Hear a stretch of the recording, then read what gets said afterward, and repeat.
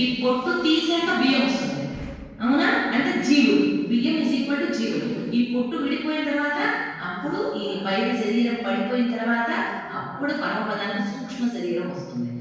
ఈ పరమాత్మ కళ్యాణ గుణాల్లో జీవుడు మునగాలి ఫుల్లుగా.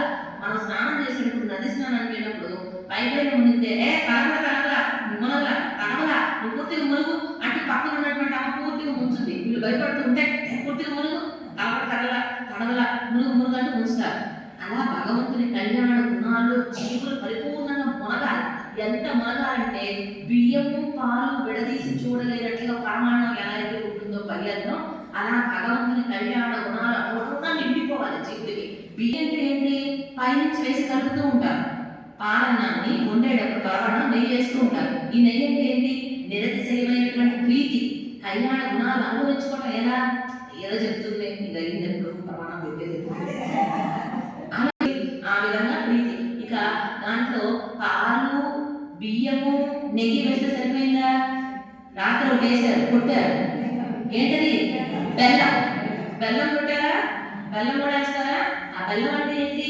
మనకి భగవంతుడితో ఉండే స్నేహం. ఆ స్నేహం ఎప్పుడు విడదీయనట్లుగా మనం ఆయన హితం కోరాలి, ఆయన మన హితం కోరాలి.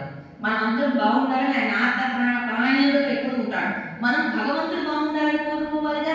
స్నేహం అంటే ఏంటి? స్నేహితుడు అంటే మిత్రుడి యొక్క హితం కోరేవాడు. మనం కూడా ఏం కోరాలి? మన కోరికలు చదువుకోకూడదు. వెళ్ళినా కదమే ఏం కోరాలి? నువ్వు బాగుండాలి, నువ్వు బాగుండాలి, నువ్వు బాగుండాలి, ఆయన కళ్యాణంగా ఉండాలి, క్షేమంగా ఉండాలి, బతిలాలి. ఇది స్నేహం. ఇటువంటి స్నేహం బెస్తుంటారు. ఇలా బెల్లం. ఇక ఆ తర్వాత అంతా తయారైపోయింది పరమాణం. ఏమిటి? బియ్యం ఈజ్ ఈక్వల్ టు చెప్పాలి. బియ్యం ఈజ్ ఈక్వల్ టు జీవులు, పాలు ఈజ్ ఈక్వల్ టు పరమాత్మ కళ్యాణ గుణాలు, నెయ్యి ఈజ్ ఈక్వల్ టు నిరతిశయమైనటువంటి ప్రీతి, బెల్లం ఈజ్ ఈక్వల్ టు స్నేహం. ఇవన్నీ చేసి పరమాణం సిద్ధంగా ఉంది. ఏం చేయాలి తర్వాత? అడెట్టు కూర్చుంటే అయిపోయింది. సాధం అంటారు. వండిన అన్నాన్ని సాధం అంటారు. భగవంతుడికి నివేదన చేస్తే ప్రసాదం అంటారు. దాన్ని ఆచార్యులు భాగవతులు స్వీకరించి మనకిస్తే సుప్రసాదం అంటారు. సాధం, ప్రసాదం, సుప్రసాదం. Good, better, best, superlative. ఆ విధంగా. అలాగే మాలిక కట్టే కోదం, దాన్ని సిస్టమ్ అంటారు.